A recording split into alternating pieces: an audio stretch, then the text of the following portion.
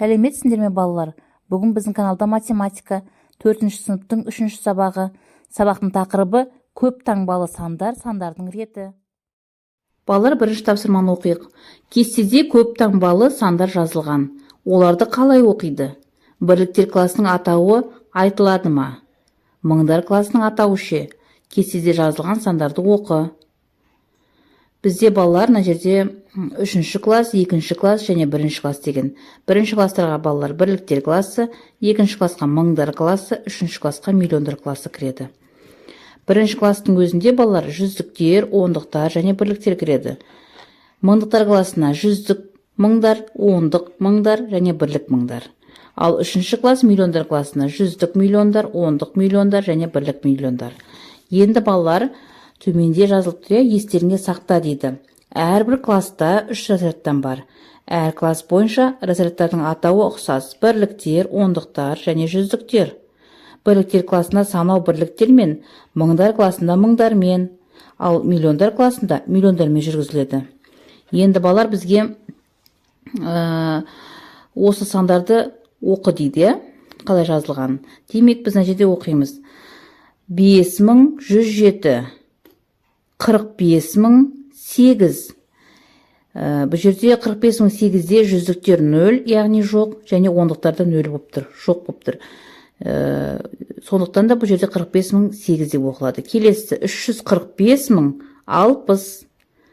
Келесі 360289. Соңғысы 1 миллион. 1 миллион дегенде миллионда 6 0 болады балалар.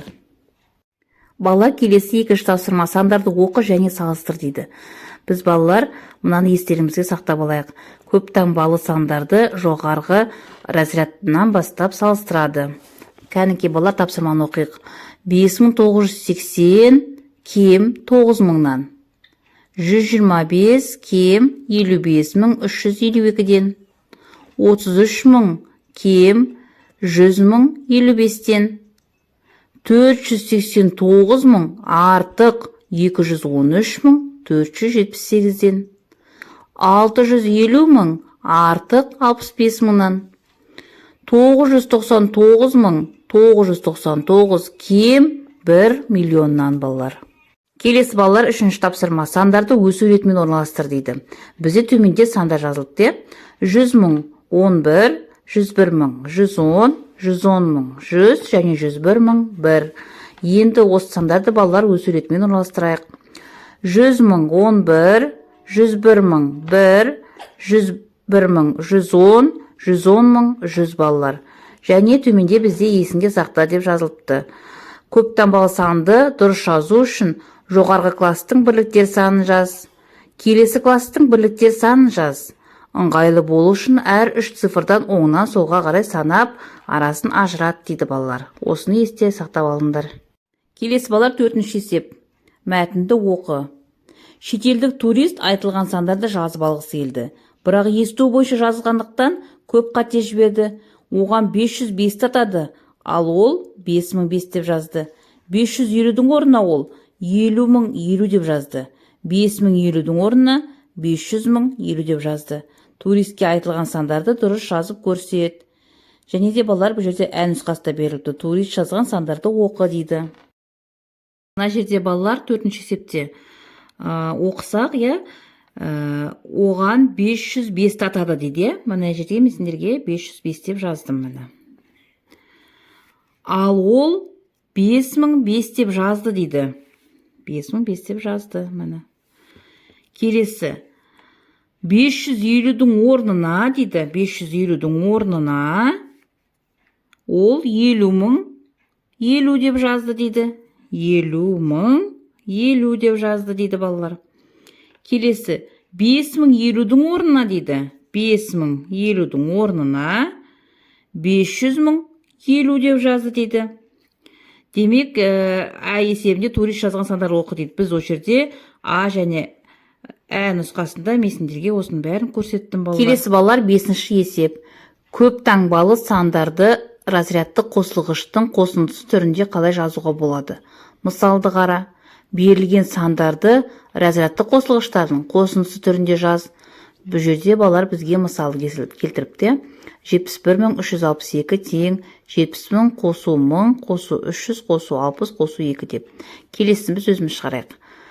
Біріншісі 902.005 дейді. Тең 900.000 қосу 2000 қосу 5. Келесі 456.000-ды тең болады 400.000 қосу 50.000 қосу 6000.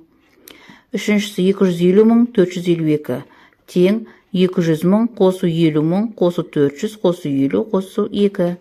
Соңғысы 950.000 402. Тең 900.000 қосу 50.000 қосу 400 қосу 2. Келесі балалар 6-шы есеп. Мәтінді оқы. Сандарды разрядты қосылғыштардың қосындысы түрінде көшіріп жаз. Қазақстанның солтүстігі мен батысында Ресеймен 7591 километр, шығысында Қытаймен 1782 километр, оңтүстігінде Қырғызстанмен 1241 километр, Өзбекстанмен 2354 километр және Түркменстанмен 426 километр ортақ шекарасы бар. Еліміздің құрлықтағы шекарасының жалпы ұзындығын тап дейді. Балалар, мына жерде 6-шы есепте бізде мәтінде километрлер берілген. Осы километрлердің әрқайсысын ең бірінші жазып шығамыз. 7591, 1782, 1241, 2354 және 426. Енді осыларды әрқайсысын разрядты қосылғыштардың қосындысы түрінде жазып шығамыз. 7591 дегенде балалар, мен қалай айттым? 7591 деді ме? Демек біз осылай қосып шығамыз. 7000 қосу 500 қосу 90 қосу 1. Келесі 1282, 1000 қосу 700 қосу 80 қосу 2.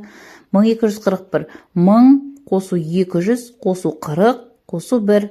Келесі 2354 деді ме? 2000 қосу 300 қосу 50 қосу 4. 426, 400 қосу 20 қосу 6.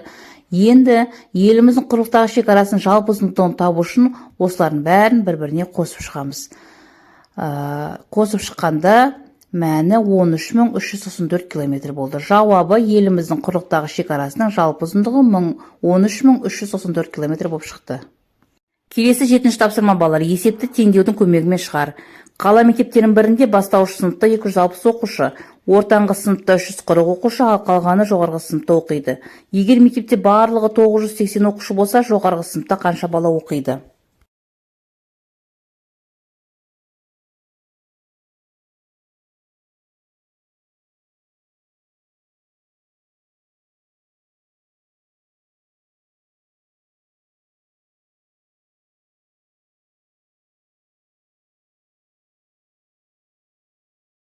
Келесі балалар, 8-ші тапсырма. Сен оқитын мектепте қанша бала білім алады? Берілген тапсырмаға ұқсас есеп құрастыр дейді.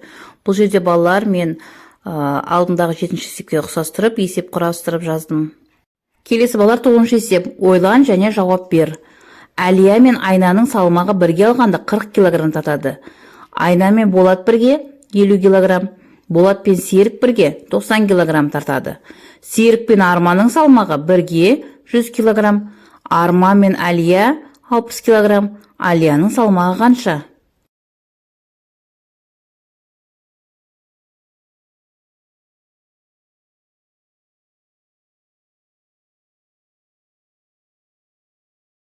Келесі балалар, 10-ші тапсырма А нұсқасы. Диаграммадан бірнеше жыл бойы салынған мектептердегі орын санын анықта. Оларды кем ретімен жаз. Ең көп және ең аз орын санын салыстыр дейді. Бұл жерде балалар 2012 жылы 50.485 орын, 2013 жылы 46.802 орын, 2014 жылы 52.591 орын, 2015 жылы 52.414 орын, 2016 жылы 34.873 орын.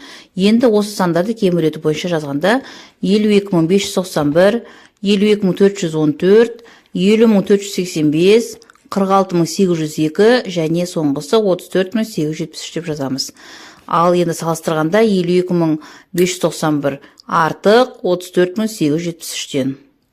Келесі балалар, 10-ші есептің Ә нұсқасы. Сандарды разрядты қосылғыштардың қосындысы түрінде жаз. Сандармен 4 теңсіздік құрастыр дейді.